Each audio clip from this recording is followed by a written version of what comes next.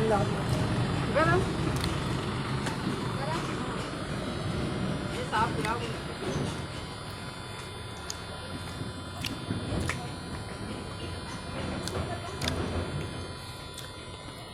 देश की राजधानी दिल्ली से बीके हिंदुस्तानी यूट्यूबर नेशनल मीडिया फाउंडेशन नई दिल्ली समूह पत्रकारिता परिषद नई दिल्ली आज नर्मदापुरम जिले की सीनी मालवा तहसील पहुँचे, जहां पर ग्राम पंचायत बाबरी में पशुओं के इस मौसम में होने वाली बीमारियों पर कंट्रोल करने के लिए ग्रामीण क्षेत्र में डॉक्टर नियमित घूम रहे हैं और जहाँ जहाँ पे भी जो समस्या उनको समझ में आ रही है उसके ऊपर में कंट्रोल कर रहे हैं। मैं वरिष्ठ पत्रकार बीके हिंदुस्तानी आज आपको सिस्टम ऑफ मेडिसिन पशुओं की चिकित्सा में डॉक्टरों की भूमिका पर आपको विशेष जानकारी देने का प्रयास कर रहा हूँ, क्योंकि इस समय पूरे देश के अंदर में पशुओं को अजीब प्रकार की जो बीमारियां चलन में आई है उसको कंट्रोल करने के लिए पशु विभाग अपने स्तर पर और राज्य सरकार और केंद्र सरकार भी अपने स्तर पर कार्य कर रही है। कार्यशालाओं का भी आयोजन किया जा रहा है, जिससे कि ग्रामीणों में जो डॉक्टर्स लोग कार्यरत हैं वो इन नई बीमारियों की जानकारी लेकर, ट्रेनिंग लेकर और इन बच्चों को सुरक्षित रख सकें, क्योंकि बिना बाल गोपाल के दूध मिलना मुश्किल है। हिंदू रीति के अनुसार यदि गाय या भैंस के जीव यदि ख़त्म हो जाते हैं तो उसका दूध घर के लोग नहीं लगाते हैं, उसे जंगल में छोड़ दिया जाता है, जबकि वह डॉक्टरों के अनुसार गलत है, क्योंकि वह दूध का जो स्टॉक जो नियमित बन रहा है उनके शरीर में वो फिर दूसरी बीमारियों को पैदा करता है। इसीलिए कई जगह स्टैचू सिस्टम से दूध को लगाया जाता है, उसके बच्चे के आकार के एक डिज़ाइन करके और उसके सामने प्रस्तुत किया जाता है जिससे कि वो दूध दे सके। मैं वरिष्ठ पत्रकार बीके हिंदुस्तानी।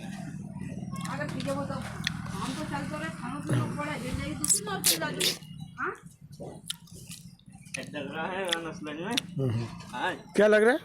सेट डल रहा है नस्लन में। अच्छा, आप क्या? अच्छा, आपका शुभ नाम क्या है? आशीष यादव। कहाँ से हैं आप निवास? खड़गांव से। आप इस पशु चिकित्सा व्यवसाय में कब से कार्यरत हैं? मैं 2013 से हूँ। इसमें आपको आपके जीवन के लिए क्या महसूस होता है? गौ माता की सेवा। और व्यापारिक तौर पे आपको क्या फ़ायदे होते हैं इससे? व्यापार स्वरोजगार समझ सकते हैं आप। स्वरोजगार है। अच्छा, ये स्वरोजगार जो है किस विभाग से जुड़ा हुआ है? ये पशुपालन विभाग से है ना? तो पशु विभाग आपको क्या सहयोग करता है इसमें? सहयोग ये ट्रेनिंग दी जाती है 2 माह की या 6 माह की, अपने स्तर से, मतलब डेयरी की साइड से अलग होती है और पशुपालन विभाग मध्य प्रदेश की तरफ से अलग होती है। तो ये जो डेयरी है, डेयरी क्या प्राइवेट है कि गवर्नमेंट का है? भोपाल दूध संघ से। दूध संघ से। अच्छा, तो आप लोग डेयरी से जुड़े हुए हैं जी, और डेयरी वाले जो निर्देश देते हैं उसका आप पालन करते हैं जी। जो समस्याएं रहती है आप डेयरी विभाग को ही देते हैं जी, है ना? मैं वरिष्ठ पत्रकार बीके हिंदुस्तानी आज प्रदुम हिंदुस्तानी की इस बछड़े को कुछ दिनों से कुछ स्किन का प्रॉब्लम आया था। स्थानीय डॉक्टरों ने भी देखा और शायद वह बीमारी उनके समझ में नहीं आई, इसीलिए वहाँ से दूर रखा।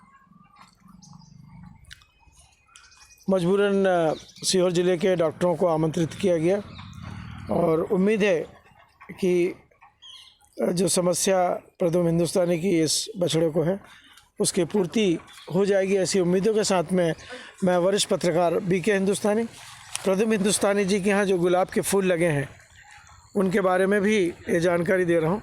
ये जो गुलाब के फूल लगे हैं ये जैविक खादों से तैयार किए गए हैं।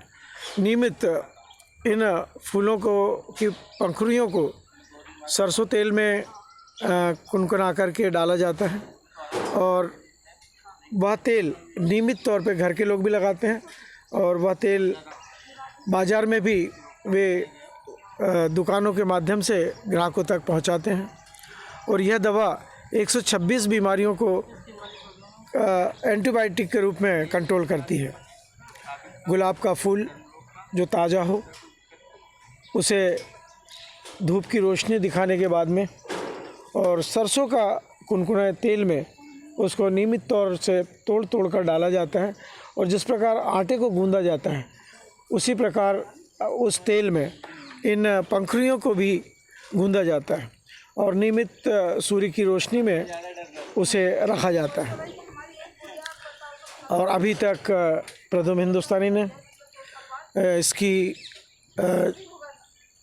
दवाई बनाकर 3,900 लोगों को दी है और सभी को 110% इसका फ़ायदा हुआ है। उम्मीद है कि आप भी हमने जो प्रोसेस बताया है उस प्रोसेस को हमारे YouTube के माध्यम से लेने का प्रयास करेंगे और प्रयास करेंगे कि वह दवा प्रथम हिंदुस्तानी से आप हमारे चैनल के माध्यम से प्राप्त कर सकते हैं। मात्र सरसों तेल का जो खर्च है वही आपको देना है, बाकी सभी खर्च प्रथम हिंदुस्तानी अपनी संस्था के माध्यम से खर्च करते हैं। मैं BK हिंदुस्तानी, नेशनल मीडिया फाउंडेशन, नई दिल्ली, संभागीय अध्यक्ष नर्मदापुरम। जय हिंद, जय भारत।